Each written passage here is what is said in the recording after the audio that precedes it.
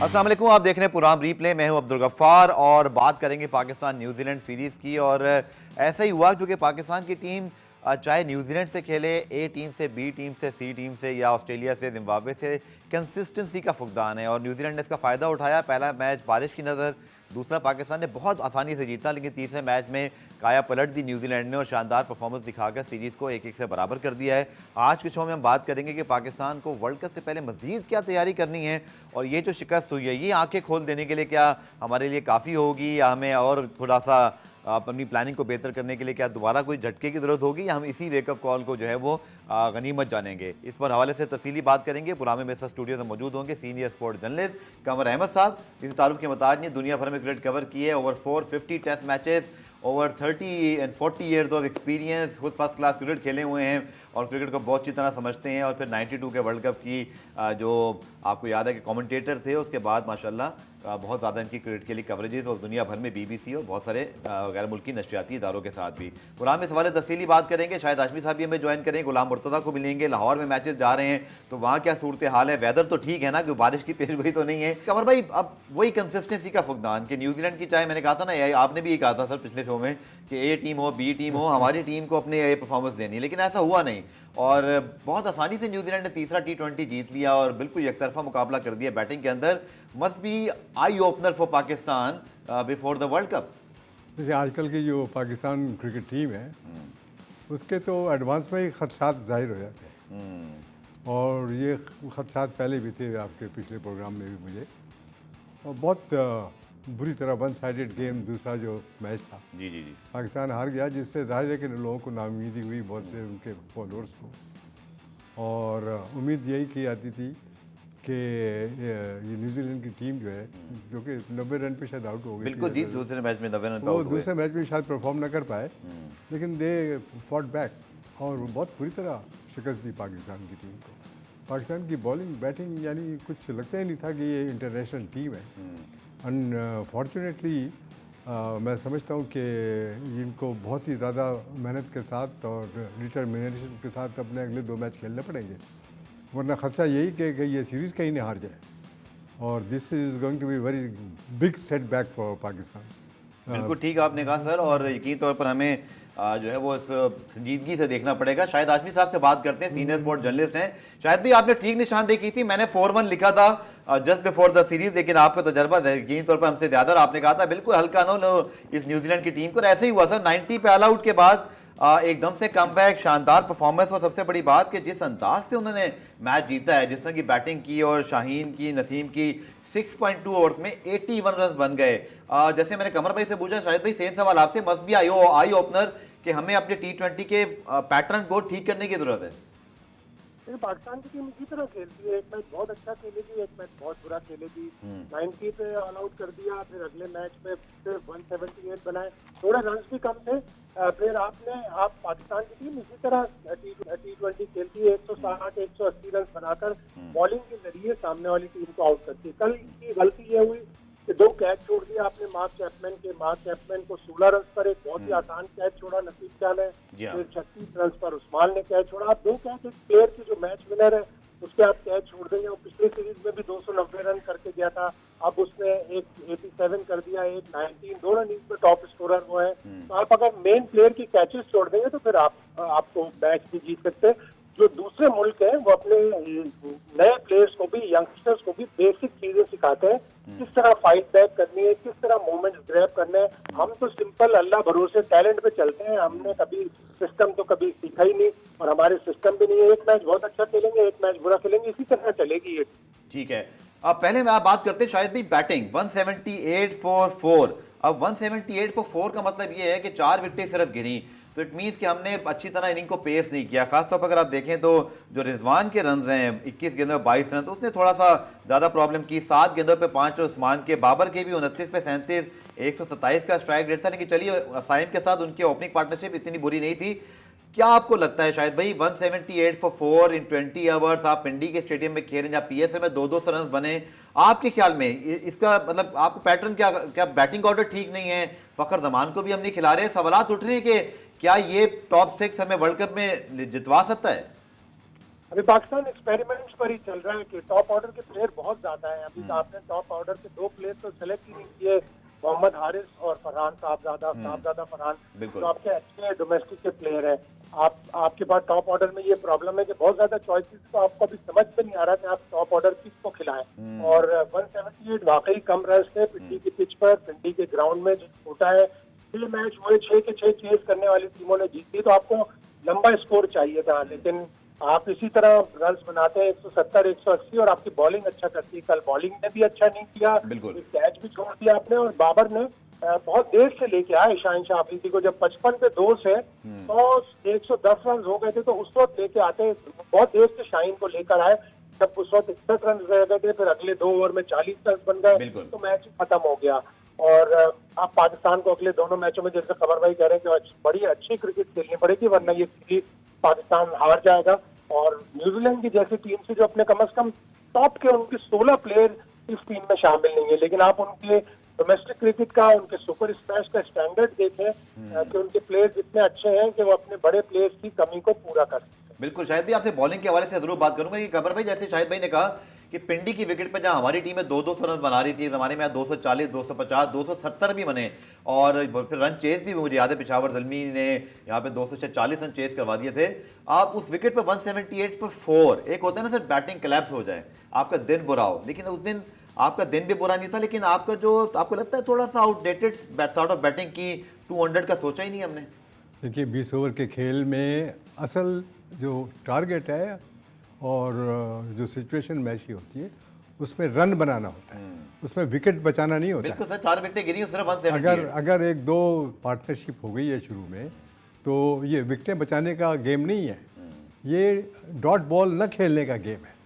हर ball जो है वो उसको आप रन बनाने की कोशिश करें। सही। और अगर आप नहीं करेंगे, आपने 6 विकेटें बचा ली, 5 विकेटें बचा ली और रन आपने बनाए 150, तो फ़ायदा क्या हुआ। बात दरअसल ये कि आप लोग जो बातें करते हैं ना कि टॉप ऑर्डर और मिडिल ऑर्डर और लेट ऑर्डर, कोई ऑर्डर ही नहीं है बैटिंग में पाकिस्तान के। देयर आर नो ऑर्डर्स कि कभी कोई स्कोर कर देता है, कभी कोई मिडिल ऑर्डर का बैट्समैन एक स्कोर कर देता है, मालूम है क्या, कभी 10वें नंबर पे चल रहे हैं। इंडिविजुअल ब्रिलियंस आप एक आदमी बाबर आजम के कंधे पर रख कर और ये आप इनिंग खेलने की कोशिश करते हैं, ठीक है। वो unfortunately in recent time Babar Azam is not that good looking as he was, unfortunately. ये सब तो अच्छी थी, लेकिन इंटरनेशनल ग्रेड में थोड़ा सा 2 मैचेस में रन नहीं होते उतने। कंसिस्टेंसी जो पहले थी बाबर आजम की, जो हम तकिया किए बैठे हुए थे कि marvellous batsman, he is a good batsman, there is no doubt about this, but एक लीन पीरियड होता है, this lean period is continued, which is very worrying for Pakistani selectors, so called selectors और व्हाटएवर। पुराने में वक्त हुआ एक break का, मिलते हैं शॉर्ट कमर्शियल ब्रेक। रिप्ले में खुशामदीद बात करते हैं कमर अहमद साहब से। तो फखर जमान जैसा इम्पैक्ट प्लेयर स्क्वाड में, हमने वर्ल्ड कप में भी गलती की थी कि उसको एक मैच के बाद ड्रॉप किया। व्हेन ही कम बैक, पानी पुलों से बह चुका था और जब चिड़िया चुग गई खेत, उसने बड़ी इनिंग खेली भी, लेकिन हमारे लिए बहुत देर हो गई थी उस वक्त तक। अगेन हम क्या वो गलती तो नहीं कर रहे। फखर जमान इज नॉट समवन जो हर मैच में रन करेगा, but he is a match winner, specially जब आजम खान नहीं है, क्योंकि टॉप 6 में अगर आप देखें बाबर, रिजवान, उस्मान, इरफान, इवन शादाब को चले छोड़े इफ्तिखार, एक तरह के प्लेयर लगते हैं। सिर्फ साइम अयूब आपको डिफरेंट एक क्लास नजर आती है जो थोड़ा सा चांस लेता है। सो हमने फखर जमान को भी नहीं खिला रहे। देखिए, जब आप किसी को कॉन्फिडेंस नहीं देंगे, किसी बैट्समैन या बॉलर को to be part of the team, तो फिर वो खुद वरी होना शुरू करता है, नफ्सियाती तौर पे वो इन्फीरियर फील करना शुरू कर देता है। जाहिर है कि वो जब बाहर होगा, अंदर होगा, अंदर होगा, बाहर होगा, तो हमेशा अपनी जगह बनाने के लिए खेलेगा, बजाय इसके कि अपनी टीम के लिए खेले। Unfortunately this has been going on with all the players of the Pakistan team. वो अपनी जगह बनाने के लिए खेल रहे हैं। For God sake, play for the team. बिल्कुल ठीक। शायद भी आपसे भी सवाल, चूंकि भारत में भी एक बहस है कि रोहित शर्मा, विराट कोहली टॉप 3 में होने चाहिए या कोई नए हम यंगस्टर लेकर आए। हमारे यहाँ बाबर रिजवान की कंसिस्टेंसी तो है, लेकिन स्ट्राइक रेट पे बात होती है। और फिर आप देखें कि उस्मान खान, इरफान, इसी तरह नीचे इफ्तिखार भी आ गए, और अभी हमने सलमान अली आगा को सिलेक्ट करते हैं, तो वो भी कमोबेश ऐसे ही प्लेयर हैं। इम्पैक्ट प्लेयर की सर थोड़ी कमी दिखाई दे रही है, जैसे इस दुनिया भर में, जैसे वहाँ पे अभी ट्रेविस हेड खेल रहे हैं SRH के लिए, क्या कमाल के 260 270, तो हमें थोड़ा सा वो इम्पैक्ट कम नजर आ रहा है, या इन लड़कों को टाइम लगेगा सर? बिल्कुल ऐसा ही है कि इम्पैक्ट कम नजर आ रहा है। और बातों बातों में कल शादाब ने जो पोस्ट मैच के बाद जो ट्रांसमिशन होती है उसमें इंटरव्यू में कहा कि देखें T20 में कंसिस्टेंटली रन बनाना मुश्किल नहीं है, लेकिन इम्पैक्टफुल इनिंग्स खेलना मुश्किल है। बिल्कुल वो बातों बातों में उन्होंने सही बात बता दी कि रन तो बनाते हैं लोग, 70 बना लिए, 80 बना लिए, लेकिन एक 15 बॉल में 35, 15 बॉल में 50, 15 बॉल में 55, इस तरह की इम्पैक्टफुल इनिंग्स हो जो कि पूरे मैच को टर्न कर दे। कल पाकिस्तान के साथ नुकसान ये हुआ कि शुरू के 5 ओवर में तो अच्छा स्कोर हो गया था, पावर प्ले में बड़ा अच्छा स्कोर था, लेकिन ओवर नंबर 6 से 11 में सिर्फ 36 रन बने और ओवर नंबर 6 से 12 में 50-51 रन बने। वो ओवर्स पाकिस्तान को काफी स्लो कर गए और रिजवान का स्टाइल इसी तरह का है। उन्होंने 22 रन बनाए 21 गेंदें खेली। अगर वो आगे चलते, उनका इंजर्ड होना, उनका अनफिट होना पाकिस्तान को नुकसान कर गया।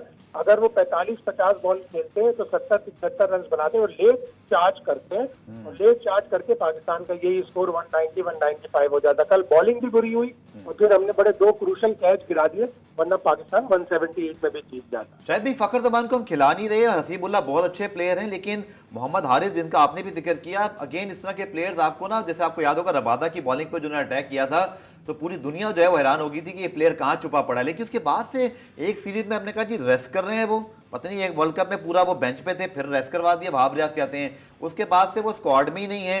और हसीब को हमने रिप्लेसमेंट किया आजम खान का, जबकि आजम खान का शायद रिप्लेसमेंट बड़ा सीधा साधा जो है वो हारिस बन सकते थे। तो कहीं ना कहीं हम टॉप 6 के अंदर वो शायद ला ही नहीं रहे मटीरियल जो कि हमें चाहिए। ऐसा प्रॉब्लम हो रहा है और फखर के साथ तो वाकई 50 ओवर वर्ल्ड कप में भी हुआ। अच्छी तरह मुझे याद है कि साउथ अफ्रीका के मैच से पहले ये बहस हो रही थी कि फखर को इस क्रूशल मैच में बड़ा टर्निंग पॉइंट साबित हुआ, वो मैच पाकिस्तान हारा, तो इस मैच में चांस देना चाहिए। लेकिन जो मेरे जराये ने बताया, उन्होंने ये कहा कि कप्तान बाबर आजम का ख्याल था कि एक गेम अर्ली होगा, हम न्यूजीलैंड के मैच में उसे चांस देंगे। अब साउथ अफ्रीका का मैच हार गए, जब न्यूजीलैंड के मैच में एक बड़ी ब्रिस्क इनिंग्स 100 खेली और पाकिस्तान ने 401 रन के ताकुब में पाकिस्तान ने डीएलएस पे मैच जीता, उस वक्त फखर आए थे, उन्होंने प्रेस कॉन्फ्रेंस में कहा कि मैं तो फिट था, टीम मैनेजमेंट या लोग मुझे खिलाने। बिल्कुल याद है मुझे। वो साउथ अफ्रीका वाला मैच अगर फखर खेलते तो काफी टर्न हो जाता। फखर एक इम्पैक्ट वाला प्लेयर है, फखर को ना खिलाकर बड़ी गलती हो रही है। इसी तरह हारिस को न जाने क्यों किस बात की, किस चीज की सजा दी जा रही है। तो ये सारी चीजें, अब हमने उस्मान को माजरत के साथ सिर्फ 2 मैचों में सेंचुरी पर पीएसएल में हमने उसको चांस दे दिया। उसका क्रिकेट का रिकॉर्ड ये है, 2017 में उसने 2 फर्स्ट क्लास मैच खेले थे। वो यूएई की क्रिकेट से खेलकर, पीएसएल की क्रिकेट खेलकर अभी उसको पाकिस्तान शाहीन के साथ मौका देते हैं, अभी उसको डिफरेंट क्रिकेट खिलाते हैं। एकदम से उसको इंटरनेशनल क्रिकेट में खिला दिया, वो बेचारा एक्सपोज हो। बिल्कुल एक्सपोज भी हो गया, फिर पाबंदी लगी हुई। कमर भाई वहां पे 5 मैचों की, इस पर हमने तफसीली बात की थी। शायद भी आपके साथ मैं बॉलिंग पे सवाल करूंगा, लेकिन पहले कमर भाई से पूछ लूं। कमर भाई, अब 178 फॉर 4 तो आपने की, लेकिन 18.2 ओवर्स में आसानी से न्यूजीलैंड ने चेस किया। और जो शाहीन और नसीम के जो स्टैट्स बनते हैं सर, 6.2 ओवर्स में 81 रन फॉर 1 विकेट। अब आप दुनिया के किसी भी कप्तान या किसी भी बॉलिंग अटैक की बात करें, लीडर ऑफ द अटैक, एक नहीं दोनों, अगर वो 6 ओवर में 80 रन कंसीड करेंगे, must be very difficult for the entire team to lift up. जो आपके मेन बॉलर्स हैं, खासकर ये नसीम का नाम लिया और आपने दूसरे बॉलर का, अगर वो इकोनॉमिकल नहीं होंगे शाहीन या नसीम, तो जाहिर है कि रेस्ट ऑफ द बॉलर तो दे फॉलो देम। तो वो जाहिर है कि वो किस तरह की बॉलिंग करेंगे या किस तरह रिस्ट्रिक्ट करेंगे ओपोनेंट्स को। बात यह है कि ये 20 ओवर का गेम, जो कि शायद 120 बॉलों का गेम होता है ना, एक जी। तो उसमें अगर आप इकोनोमाइज नहीं करेंगे बॉलिंग, अब अगर आप विकेट टू विकेट नहीं करेंगे और बैट्समैन की वीकनेसेस और स्ट्रेंथ को देखकर बॉलिंग नहीं करेंगे, तो जाहिर है कि फिर आप 80 रन देंगे दोनों। ठीक, तो मैं समझता हूँ कि इट इज़ बहुत ही वरीइंग चीज़ है। चलें, शाहिद भाई से मैं आखिर में पूछता हूं, फिर आपसे भी तफसीली बात होगी। शायद भी आप हमेशा बड़ा काम रहते हैं, और मैंने भी कल ये ट्वीट किया कि चलिए अभी सिर्फ 3 मैच हुए हैं, हमने कुछ तजर्बात भी किए हैं, नए लड़कों को चांस भी दिया है। तो शायद भाई यकीन तौर पर ये चीज़ तो चले नजर आ रही कि टीम मैनेजमेंट ने उस्मान को, इरफान को, अबरार को खिलाकर उनको परखा ज़रूर है। तो एक तरफ उनकी ये हमारा शिकवा तो दूर होता है, लेकिन यकीन तौर पर उसके बाद फिर तशवीश ये है कि आपके 2 मेन स्ट्राइक बॉलर, मैं समझता हूँ 179 में शायद भाई 3 बॉलर हमारे जो बाकी हैं वो बहुत ज़्यादा मार खाते हैं, लेकिन शाहीन नसीम रिस्पेक्टेबल रहते तो इतनी तशवीश ना होती। लेकिन 6.2 ओवर में 81 रन, और शाहीन के साथ ये होता हुआ आ रहा है। देखिए, एक आध मैच ऐसा होता है, इसको आप थोड़ा सा इसमें गुंजाइश ही रखें कि एक दिन बुरा होता है। जब शाहीन 15वां ओवर कराने आया उस वक्त तक मार्क चैपमैन बिल्कुल सेट हो गए थे। उन्होंने शाहीन को 2 चौके मारे, दूसरे इनिंग्स में फॉक्सक्रॉफ्ट ने एक छक्का मार दिया, 17 रन बन गए, फिर अगले ओवर में 23 रन। तो वन ऑफ डे आप मान लें। और ये बात सही है कि पाकिस्तान ने मुख्तलिफ कॉम्बिनेशन ट्राई किए, पाकिस्तान ट्राई आउट कर रहा है इस सीरीज में, तो थोड़ा सा आपको गुंजाइश रखनी पड़ेगी। टीम इतनी बुरी नहीं है, ऑफ एंड ऑन चलती रहती है पाकिस्तान की टीम, एक मैच में अच्छा एक मैच में बुरा खेलती है और बार बार ये बातें होती हैं। लेकिन हम आज तक पाकिस्तान की जो गैर तसलसल कारकर्दगी है उसके ऊपर उबूर नहीं पा सके, वो बड़ा जरूरी है। अब देखिए फॉरेन कोचेज आ रहे हैं, हैरी कस्टन आएंगे, जैसन गेलेस्पी आएंगे, तो शायद इन चीजों को एड्रेस किया जा सके। लेकिन अभी भी इस सीरीज में 2 मैच बाकी हैं। मुझे उम्मीद है कि पाकिस्तान की टीम फाइट बैक करेगी, थोड़ा एग्रेशन दिखाए। ये मत सोचें कि सामने वाली हरीफ बहुत ही कमजोर कोई टीम है, उसको पूरा दर्जा दें, उसको पूरा ये दर्जा दें कि वो एक अच्छी हरीफ है। बिल्कुल ठीक। हम बचपन में सुनते थे, आज भी ये कहावत बिल्कुल पूरी सादिक आती है कि मोटा देख के लड़ो मत और पतला देख के, मोटा देख के डरो मत और पतला देख के डरो, पतला देख के लड़ो मत। बिल्कुल जी। और पतला मोटा मैं समझता ना भी समझे, लेकिन उनको बड़ी अच्छी टीम समझे शाहिद भाई ने, बड़े प्यार से जो है समझा दिया पाकिस्तान टीम को। बहुत शुक्रिया शाहिद भाई। और पुरान में ब्रेक शामिल के कमर भाई से मजीद बात करेंगे। साहब गुलाम मुर्तज़ा पूछेंगे भाई लाहौर में तो बारिश नहीं हो रही ना, चूंकि आज मैं पूछ रहा था 2 लोगों से कि कराची में तो गर्मी होगी, वहां भी जरा सूरज बड़ी आबोताब से चमक रहा है। मिलते हैं शॉर्ट कमर्शियल ब्रेक के बाद। तो जनाब सीरीज अब आ गई है रावलपिंडी से लाहौर में, और रावलपिंडी ज़्यादा जो है मशहूर है कि वहाँ पे रन बनते हैं। लाहौर में क्या सूरत हाल होगी इसके हवाले से मैं ज़रूर बात करूँगा कमर भाई से। गुलाम मुर्तज़ा भी हमें ज्वाइन करेंगे। गुलाम मुर्तज़ा के पास पहले चलते हैं। गुलाम मुर्तज़ा पहले बता दीजिएगा कि पिंडी में तो पाकिस्तान ने 178 बनाए, लाहौर में पहली बात वेदर कैसा है ये ज़रूर बता दें। 25 से 27 को कोई बारिश का सीन तो नहीं है, जो कि टिकट ज़बरदस्त बिक रहे हैं, और इसके हवाले से गुलाम मुर्तज़ा में अपडेट देंगे। कमर भाई क्या लगता है आपको चेंज ऑफ वेन्यू से कितना फर्क पड़ता है जब आप एक ग्राउंड पे खेल के आ रहे हो? यकीन तौर पर लाहौर में उतने रन नहीं बने एटलीस्ट पीएसएल में, तो पाकिस्तान को थोड़ा सा ना रीअसेस करना पड़ेगा अपनी बैटिंग की स्ट्रेटेजी को। देखिए अभी शाहिद ने आपसे एक बात की ना कि गैर तसलसल परफॉर्मेंस, ये तो प्रॉब्लम है, विच मीन्स इनकंसिस्टेंट। इनकंसिस्टेंसी अगर और गैर तसलसल परफॉर्मेंस अगर होता रहा, जिस तरह पाकिस्तान की team it blows hot and cold, तो फिर कोई फ़र्क नहीं पड़ेगा चाहे वो पेशावर का मैदान हो, रावलपिंडी का मैदान हो या गद्दाफी। सही। What really means, what really Pakistan matters for Pakistan, बिल्कुल, कि ये परफॉर्मेंस अपनी सही करें, कंसिस्टेंट करें, उसमें तसलसल हो। बिल्कुल ठीक। अगर नहीं होगा तो यही टीम जिसको न्यूजीलैंड की बी टीम कहिए, सी भी लोग कह रहे हैं हमने तो A1 और ए क्लास टीमें न्यूजीलैंड की देखी हुई है। बिल्कुल सर, एक से एक रिचर्ड हैडले से और मार्टिन क्रो से ग्रेट बैच और एंड्रू जोन्स लेके ये सारे के सारे, क्रिस हैरिस, डॉनी मॉरिसन, बिल्कुल ठीक। ये टीम तो इनमें से बहुत से खिलाड़ी ऐसे हैं न्यूजीलैंड के 5 तो डेब्यू करने आए हुए हैं कि जिन्होंने किसी ने दुनिया में इनका नाम भी नहीं सुना। बिल्कुल सर, बिल्कुल यंग टीम है। मुझे लग रहा है न्यूजीलैंड को ज्यादा फायदा हो जाएगा कि उनके लड़के वर्ल्ड कप के लिए बैकअप बन रहे हैं। गुलाम मुर्तज़ा के पास चलते हैं लाहौर में। गुलाम मुर्तज़ा 25-27 को लाहौर में पहले तो बारिश की पेश गोई बता दें, कोई बारिश तो नहीं हो रही, और दूसरा पिचेस कैसी होंगी? जी लाहौर में बारिश का इम्कान बिल्कुल भी नहीं है। 25 और 27 अप्रैल को लाहौर में 2 मैचेस खेले जाने न्यूजीलैंड के अगेंस्ट। तो छक्को चौकों की बारिश का इम्कान है। गुलाम मुर्तज़ा पिच कैसी होगी? जी क्योंकि लाहौर की पिच का पीएसएल में भी मैचेस हुए थे, तो उससे पहले भी आपसे डिस्कशन हुई थी कि लाहौर की विकेट आपको पता है कि बैटिंग फ्रेंडली विकेट होगी, और क्यूरेटिव की जानिब से ऐसी विकेट बनाने की कोशिश की जा रही है कि जहां पे रन ज्यादा बने। क्योंकि रावलपिंडी की पिच पे भी पहले मैच में बारिश के बाद दूसरे मैच में थोड़ा विकेट स्लो खेला था, लेकिन तीसरे मैच में विकेट ठीक खेल रहा था, जहां पे रन भी बने और बैटर जो शॉट मार रहे थे वो बल्ले पे बॉल आ रहा था। तो लाहौर का विकेट भी वैसे ही बनने का इम्कान है कि लाहौर की जो पिचेस होंगी वो बैटिंग फ्रेंडली होगी और ज्यादा बैटिंग फ्रेंडली तो होनी चाहिए, लेकिन क्राउड तो क्या बात है जी। लाहौर कलंदर्स जब 2 मरतबा जीता तो सारा मजा लाहौर वालों ने लगाया था। लास्ट ईयर लाहौर अच्छा नहीं था, पर क्राउड बड़ा शानदार था। टिकट बूथ भी बड़े अच्छे बनाए इस बार पीसीबी ने। सो क्या रिस्पॉन्स है लाहौरियों का? आई एम श्योर के टिकट के पीछे पड़े होंगे, आपको भी फोन आ रही होंगी, गुलाम भाई कुछ टिकट दे दे हमें जी बिल्कुल, टिकट की डिमांड बहुत ज्यादा है। और लाहौर के जो दोनों मैचेस हैं उसमें जो लास्ट मैच है, 5वां मैच है जो 27 अप्रैल को खेला जाना है, तो उसके सिर्फ वीआईपी टिकट मौजूद है, बाकी सारे सेल्ड आउट हो चुके हैं। 25 तारीख का जो मैच होना है उसके कुछ टिकट अभी बाकी हैं। लाहौर के मुख्तलिफ जगहों पे जो बूथ बनाए गए जहाँ पे टिकट शायकीन क्रिकेट वहां से खरीद सकते हैं, क्योंकि बुकिंग जो थी वो टिकट्स की वो पहले ही स्टार्ट कर दी गई थी, लेकिन जिन लोगों ने बुकिंग करवाई थी उनको भी हार्ड फॉर्म में टिकट लेना। और गुलाम मुर्तजा, ये जो बूथ बने हुए जो आप दिखा रहे हैं स्क्रीन पे भी, ये कज़ाफी के पास ही है? जी, लिबर्टी चौक पे ओके, बिल्कुल पास, बनाया बिल्कुल गया है, और लाहौर के मुख्तलिफ जगहों पे निजी कोरियर कंपनी की जो ब्रांचें हैं वहां से भी शायकीन क्रिकेट टिकट हासिल कर सकते हैं।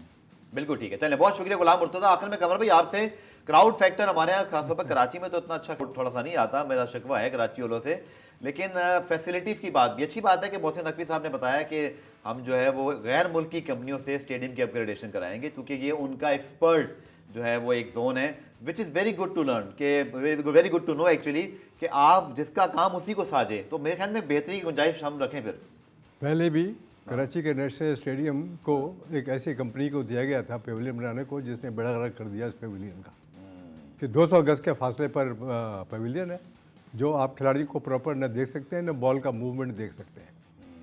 दुनिया में क्रिकेट के पेविलियंस इंटरनेशनल क्रिकेट के अंदर या कहीं भी छोटे से ग्राउंड में क्लोजनेस होनी चाहिए खिलाड़ी और पिच से, ताकि आपको बॉल तो नज़र आए, बॉल की मूवमेंट तो नज़र आए। सही। कराची के नेशनल स्टेडियम में या जिस पवेलियन में हम लोग प्रेस बॉक्स में बैठते हैं या क्राउड बैठता है, वो बॉल के मूवमेंट को भी नहीं देख सकता, और ऊपर से बहुत दूर है सर, और ऊपर से spectators के लिए तो। ऊपर से खिलाड़ी कठपुतलियां नजर आते हैं। पिंडी का स्टेडियम बेस्ट है इस मामले तो में। इस मामले में पिंडी को क्लोज है, बहुत close पवेलियन है, भी बहुत क्लोज है, ऐसा है Even कि लाहौर भी इतना बुरा नहीं क्या है। आप एंजॉय करेंगे। लेकिन अगर मोहसिन नकवी साहब ये प्लान बना रहे हैं क्रिकेट ग्राउंड्स को इम्प्रूव करने का, तो उनको उसमें चाहिए कि दुनिया में उन लोगों से रब्ता करें जिन लोगों ने पूरी दुनिया में क्रिकेट भी आपने पूरी दुनिया में क्रिकेट कवर की है माशाल्लाह, पूरी दुनिया में एक ग्राउंड पाकिस्तान के सबसे ज्यादा कवर करने वाले साफी हैं। आप मशवरा क्या देना चाहेंगे जब ये अपग्रेडेशन का काम हो रहा है, कौन से फैक्टर, जैसे आपने एक तो विजन बता दिया, इसके अलावा ग्राउंड में फैसिलिटीज फैंस के लिए क्या आपकी तजावीज़ होंगी? देखिए, मैंने दुनिया में वो 76 टेस्ट ग्राउंड पे से कवरेज किया हुआ है, वेरी नाइस माशाल्लाह, दुनिया के हर खित्ते में, ओवर 450 टेस्ट मैचेस। तो जाहिर है कि मुझे थोड़ी सी बहुत तो नॉलेज है इसकी, चूँकि मैं भी खुद भी फर्स्ट क्लास क्रिकेट सर आपको खेला हुआ हूँ और बाहर के मुल्कों में भी मैं खेला हुआ हूँ। तो ये बहुत ज़रूरी है पाकिस्तान के क्रिकेट ग्राउंड्स के लिए, ताकि क्राउड एंजॉय करे। It is a game of crowd now. ठीक है, ये फैन फॉलोइंग जो है PSL उसमें खासकर ये पॉपुलर फॉर्मेट जो T20 है, इसमें तो कोई भी बाहर की टीम आ जाए। सर एक गुड न्यूज़ ये भी है जो हमें पता चली है कि लाहौर के जो 4 इंक्लोजर्स हैं उनको डबल स्टैंड किया जा रहा है ना, which is good to know कि आपके स्टेडियम की लुक भी बेहतर होती है और फिर आपके स्पेक्टेटर्स की गुंजाइश भी बढ़ जाएगी, क्योंकि लाहौर में तो अब स्टेडियम छोटा पड़ गया है। देखिए, पाकिस्तान का इंटरनेशनल शेड्यूल जो है वो होम सीरीज़ का भी बहुत तगड़ा है और काफ़ी बिजी शेड्यूल है ऑल थ्रू द ईयर्स। बिल्कुल। गुलाम, ये वक्त हुआ एक ब्रेक का, ब्रेक से वापस आकर पाकिस्तान न्यूजीलैंड सीरीज में मजीद बात करेंगे। गुलाम रिप्ले में खुशामदीद बात कर रहे हैं जनाब पाकिस्तान न्यूजीलैंड T20 सीरीज के हवाले से। चैंपियंस ट्रॉफी के ऊपर मैं आऊँगा, जो 3 स्टेडियम की अपग्रेडेशन हो रही है, कराची, लाहौर और रावलपिंडी। लेकिन सर ये जो वेस्ट इंडीज वुमेन टीम है वो कराची में सारे मैचेस खेल रही है, हमने क्यों नहीं मुल्तान में कुछ रख दिए? मुल्तान में आपको पता है, मुल्तान में, फैसलाबाद में, या जो बाकी टेस्ट सेंटर्स हैं जिनको अब ज़माने में हम मैचेस अगर होते थे, अब होते ही नहीं, शायद फैसलाबाद भी है और बाकी भी, सियालकोट भी, लेकिन हम लोग सारे एक ही जगह पे मैच रखते हैं। फिर वहाँ पे छोटे शहरों में तो ये फैमिली अफेयर बन जाता है, लोग अपने बीवी बच्चों को लेकर आते हैं, उनको दिखाते हैं, माँ बाप भी साथ आते हैं। कराची में अगर आप सारे मैचेस वुमेन के रखे हुए हैं, इसी तरह लाहौर में और पिंडी में आपने मैचेस रख दिए, मुल्तान में नहीं रखा न्यूजीलैंड का, तो नहीं होनी चाहिए स्प्रेडिंग? मैं समझता हूँ कि फ़ैन फॉलोइंग के और फैंस के लिए बहुत बड़ी ज़्यादती है कि कोई इंटरनेशनल टीम लेडीज़ की यहाँ पर आई हुई हो, 6 मैच एक ही ग्राउंड में, और आपको एक ही शहर में आप 6 मैच खिलाकर उनको वापस भेज दें। बिल्कुल, वो यू ये वो तो नहीं जैसे वो कहते हैं ना, काम कर लो बस। पुअर प्लानिंग मुझे लॉजिक बताया ना, तो कराची में वैसे ही क्राउड नहीं आता कि ये छोटे छोटे ग्राउंड्स पे मैच कराते हैं इनके, ताकि क्राउड आता, लेडीज़ आती इनको देखने के लिए। आप एक ऐसे ग्राउंड में कराची में मैच करवा रहे हैं जहाँ खासकर लेडीज़ के मैच में पब्लिक वैसे ही कम आती है। सर सिर्फ मीडिया और पुलिस वाले हैं वहाँ पर, तो इस is very very sad, very poor planning. Sir champions trophy ना, मेरा आपसे आखिरी सवाल, 2025 पाकिस्तान में होनी है, होपफुली कि इंडिया की टीम भी आए, तो 7-8 दुनिया की बेहतरीन टीमें आ रही हैं, 8 टीमें जिन्होंने आना है, तो क्या हमारे मिसाली इंतजाम होने चाहिए? क्योंकि 96 में सुना है, अब आप बता दें सर, बड़ा कोई ज़बरदस्त तरीके से हमारा वर्ल्ड कप मैनेज हुआ था। मुझे याद है 96 में हमारे बोर्ड की वैल्यू देखें कि भारत में दोनों सेमीफाइनल हुए थे, फाइनल कज़ाफी स्टेडियम लाहौर में हुआ था। सो कमरा भाई 96 और अब 2025 में हमें मौका मिल रहा है, दोबारा जाने नहीं देना चाहिए इसको हमें आज से। बहुत ज़्यादा इम्प्रूव्ड सिचुएशन होनी चाहिए, जो कि मैं नहीं समझता हूँ कि होगी।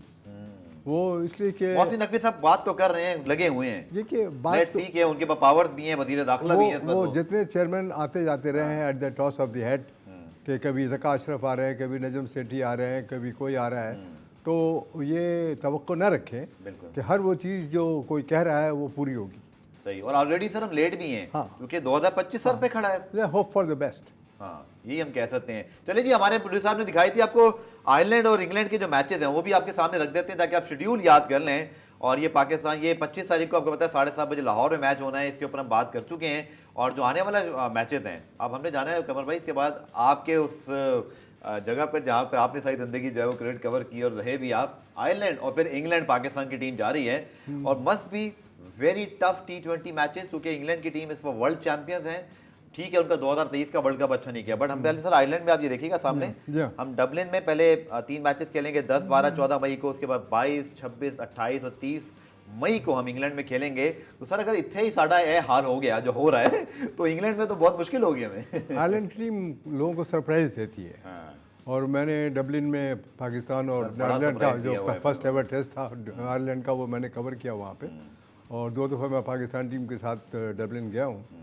मैं समझता हूँ कि पाकिस्तान की इस टीम को जिसका कोई परफॉर्मेंस की श्योरिटी नहीं है कि कहाँ परफॉर्मेंस कर सकती है, कहाँ नहीं कर सकती है। जी। 1-2 खिलाड़ियों पे अगर आप तकिया करेंगे, बॉलरों पे या बैट्समैनों पे, तो फिर आप you don't expect good performance from the team. But let us hope as Pakistanis and followers of this game कि पाकिस्तान कम से कम इस जून में जो अमेरिका में जो कुछ होने वाला है जी। वर्ल्ड कप T20 का, उससे पहले अपने को ये असेस कर ले कि ये कहाँ तक पहुँच सकते हैं। ठीक है सर, एक और चीज़ आखिर में कि स्पिनर्स की विकेटें जहाँ होती हैं, जैसे बांग्लादेश अपने मुल्क में किसी को जीतने नहीं देता, वो बहुत टफ टीम है, ऑस्ट्रेलिया, साउथ अफ्रीका, न्यूजीलैंड सबको हराते हैं, बट हम T20 में वो इम्पैक्ट स्पिनर से क्रिएट नहीं कर पा रहे। और फिर वेस्ट इंडीज़ में आप समझ रहे हैं कि थोड़ा सा स्पिनर्स का रोल ज़्यादा होगा, तो मस्ट भी कि पाकिस्तान अपनी विकेटों पे तो कम से कम अपनी स्ट्रेंथ पे खेले ना।